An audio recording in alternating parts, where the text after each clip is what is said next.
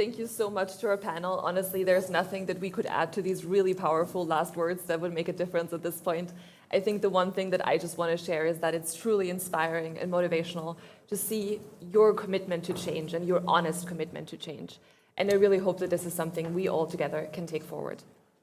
I absolutely agree. And while I also don't have words to add, we hope to have found someone who does. Mr. Nikolaus, the founder of New Paradigm Ventures and member of the board of Impact Hub Vienna Association, for our final keynote.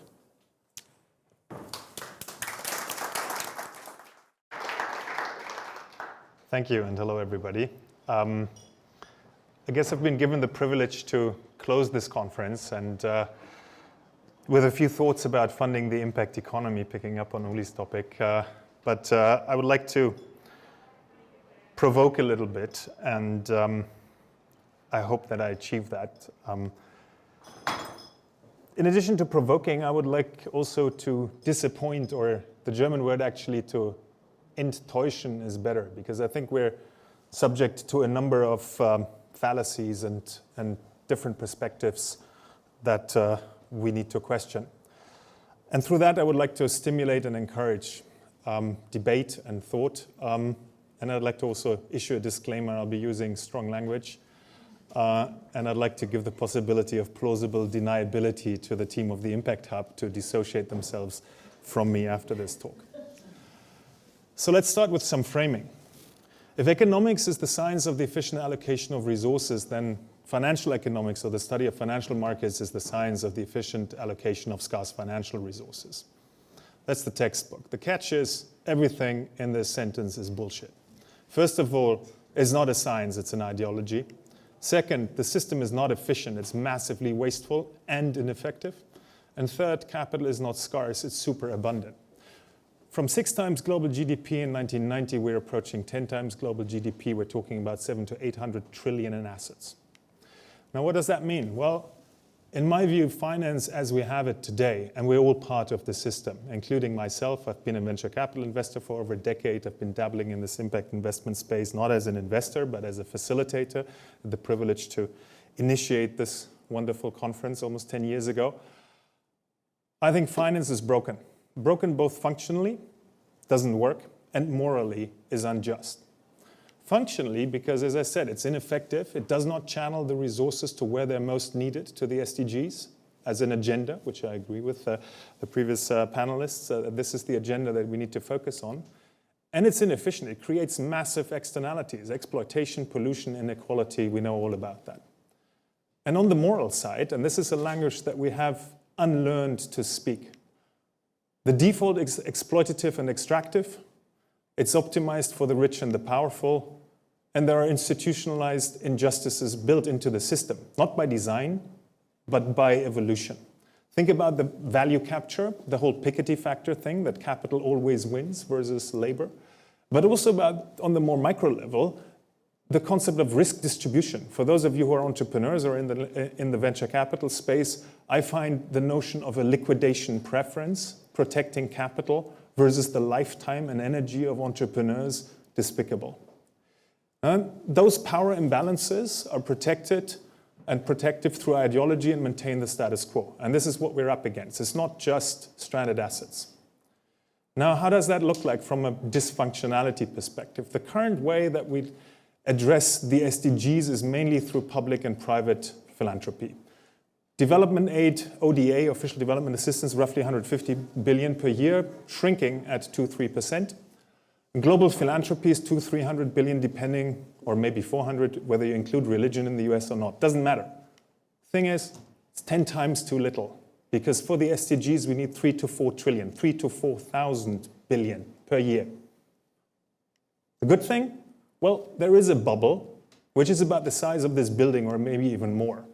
And that's, as I mentioned, global financial assets, 7 to 800,000 billion, or global GDP, 7 to 80,000 billion. So what we need to do is to mobilize 1% of financial markets or 5% of product markets and economic activity to solve the SDGs. Why is it not happening? Because of those blockages in our minds. How does that look like? Well, now I'll give you a few examples of the moral brokenness. Elizabeth Holmes has had her trial this year. this week, and it's a testament that charlatans, sorry for that word, but that's what it is, like Theranos, WeWork, Juicero, for those of you who remember that, raised millions or billions. While those who need it most struggle to raise tens of thousands. This is Amy Rebecca. She's a social entrepreneur in Uganda. She fled there from the DRC, Democratic Republic of Congo, age 13, 8 years ago. Last year, she started an organization called Patapia, a microlender for refugee women. She ran a pilot, made 40 loans to women with 100% repayment rate and a profit. Now COVID, because people are withdrawing savings, and the repayment, because the businesses had to shut down due to the lockdown, is threatening the business, and there are no COVID relief funds available and no other funding because that makes the business too risky. We're failing her, and we're failing millions like her. Another example, coffee is exploitation. Institutionalized and hidden depravity from a moral perspective. And I like coffee, and I'm part of that. And every single one of you who drinks coffee is. Why? Because at current prices, coffee farmers in Central America, that's where the data comes from, but I think this is true for the rest of coffee farmers as well, only make 45 to 55% of a living income, while every other player along the value chain, all the way to our skinny latte or whatever we like, is profitable. So that means that the most vulnerable, smallholder farmers and their families, actually subsidize profits. Not with money, but with their very lives, inadequate nutrition, education, and healthcare. Every coffee drinker, including myself, and all of you who drink coffee, is part of that in some way or another. And what I would argue is that there is not a single morally acceptable justification for this, or to consider any surplus a profit unless real cost is covered.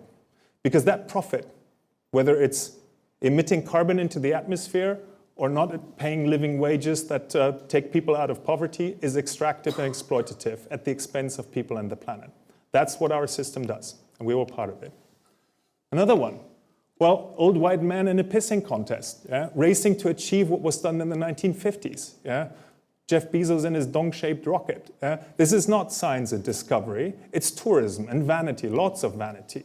It's a moral outrage at the best of times, but in the middle of a pandemic, when the planet is literally burning and Amazon workers are continuing to be exploited, I think it's despicable. And that this is celebrated in the media and probably among the startup scene as well, rather than vilified and ridiculed, speaks for itself.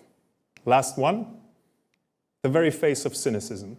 Elon Musk manipulating and abusing market power to manipulate asset pricing of Bitcoin purely for financial gain, and using Bitcoin, which has a carbon footprint of Argentina, makes it worse. Again, this is despicable for anyone, but for somebody whose mission it is to decarbonize the economy, I find that the height of cynicism.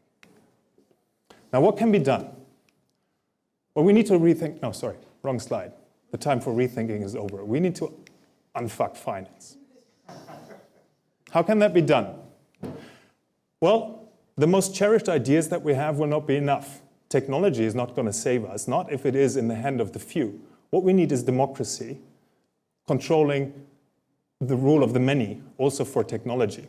Innovation. Well, we have most problems really solved with viable, technically viable, and often economically viable solutions. What we need is application, adaptation, and implementation, rather than innovation if and for itself. Sustainability, like Uli has said, is not enough. Not doing harm is not enough. We need to regenerate and include. More capital? Well, we don't need more capital. There's more than enough capital, those 700-800 trillion. And anyway, capital is a social construct. It is created out of nothing. So it does exist. It's simply not available for the likes of Amy. Equity finance? Well, is not entrepreneurial finance and is not making a profit. Any investor profit is rent, period. And growth equity finance, as it is practiced today, in my view, is an inflation racket. Catalytic funding effectively is subsidizing investor returns using philanthropic money, and because philanthropic money is limited, that is taking away that money from other users, the most needy. Another one, believing valuation is value. No, it's not. Valuation is price. And price reflects scarcity and liquidity of demand. And since we've been printing money for the last decade and continue to do so, That is what's driving up valuations and prices. It's not reflecting value. And confusing value creation with value transfer. For those of you who've read Mazzucato, Mariana Mazzucato, you will know from the story that the whole finance sector was treated as unproductive, meaning not creating but merely transferring value. I don't fully agree, but that was the reality in national accounts until the 1970s. Now, how to unfuck finance? Well, I think we need a new paradigm. First of all, we need to challenge the current why. Profit and money has no intrinsic meaning or value. It's not a goal, it's a consequence of actually creating value. Is that part of value that can be expressed in monetary and financial terms and that is captured by a player, an investor, or an entrepreneur? The real source, the real purpose, and the real source of value, and in my view, the only purpose, is to save, enhance, and improve life. Human life and any life on this planet. And investment or business entrepreneurship is just a method. And a method that needs to be economically sustainable. That's the only adequate use of the word sustainable, because otherwise you go out of business. But the same is true for politics, for government, for civil society. We need to save, enhance, and improve life on this planet. For that, we also need to challenge the what. Well, fund real value creation, the saving, enhancement, and improvement of life, not asset price inflation or value transfer. And for that, we need to design models and instruments that serve that purpose and the people pursuing it, rather than exploit them, or at least in a confrontational way, try to address that. And we need to challenge the how. From confrontational to collaborative, we're all in this together. And I think one thing that needs to happen is to have real skin in the game and to level the inherent power balances. Currently, it's still that way that those who have the power, those who have the resources, make the rules, and not the other way around. Now, for that, we need deep transformation on a moral, political, and societal level. Let me start with the moral and spiritual transformation, the shift in our inner system. And it's unfortunate that the whole language about morality, our souls, things like love, so far has been the domain of either academics, religious leaders, and with all the problems that come with that, or charlatans. And I think we need a new public discourse using these words and concepts in order to advance. And for that, we need to flex our moral muscle, attune ourselves to what's right and wrong, and call it out. Every child knows that. Every child feels that. And it's the same for us. We just let it atrophy. And that also means opening our hearts and minds to the pain that comes from that realization. So brace yourself. There will be a lot more pain to come. And if you want to know how that feels, watch any of the videos from Kabul from the last couple of weeks. We also need to reconnect to neglected values and ideas. Practice soulcraft. And when I talk about souls, it's not in a religious context. It's what we leave as impression in the world and in the minds and the hearts of other people beyond space and time. And that can be great, like the soul of a great artist like Mozart or Michelangelo, that leaves an impression in many millions of people, or it can be deep and narrow, of the impression that your grandmother left in you, who's gone now. But that is a soul, and it has nothing to do with religion. But we've lost the connection to that. And what we're doing instead is we're literally selling our souls. So the price of the system that we're paying is our very souls. And the fact that we realize, maybe on our deathbed, maybe not ever, is tragic. And we need to identify and value concepts like integrity, the alignment between our values, our thoughts, our words, and our actions. And through that also, the reflection of that from society in the concepts of honor and shame. I find people like Elon Musk or Jeff Bezos shameless. And we need more power, more love, and reconceptualize power as power to instead of power over. Something that is collectively created rather than grabbed and transferred or shifted. For that, we need to understand what love is, the meaningful connection to others, and how it is practiced. And I think the best way to do that is to put more women into power. Or in the words of a religious leader who is also, I think, a spiritual leader, and I'm not Catholic and I'm not religious, but In his TED Talk, Pope Francis said, we need a revolution of tenderness. That also needs to be reflected in our conceptual, meaning how we think about finance, how we think about politics and the political transformation, and how they apply. So for that, I think we need to set moral boundaries and connect them to clear targets. Poverty amid plenty and releasing carbon into the atmosphere is simply wrong, objectively wrong, and we need to say so. And for that, we could start with no poverty, living wages for everybody, and net zero, carbon neutrality for everything, and to put that into standards and pricing. We also need moonshot thinking, not bean counting. Can we afford whatever it is, the COVID response, the carbon decarbonization, etc.? It's not the right question. So don't even think about the answer. The right question is, what does it take? Because as Uli has said, the biggest risk is not doing anything. Money is created, and investment in humanity and the planet always pays off. That means where there is a will, there is a way. It's not a question of political or of economic viability, but purely of political will. So we need to commit to targets like net zero, the SDGs, etc., cost them and then get going, like the moonshot. And last but not least, the societal transformation, shift how we relate to each other. And one thing that COVID has taught us is that none of us is safe unless everyone is. And that's pretty obvious in a pandemic, but that is true for every other issue that we face. Whether it's war, poverty, hunger, inequality, climate change, you name it. The same is true. We're all part of the system. Also, everyone is a hypocrite, and that's fine, because it's impossible not to be in the current system. The point is not to become a cynic and pretend that it doesn't matter, like Elon Musk.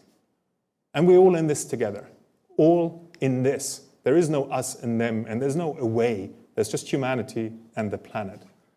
And that means everybody is carrying their burden, so let's be kind, always. Thank you.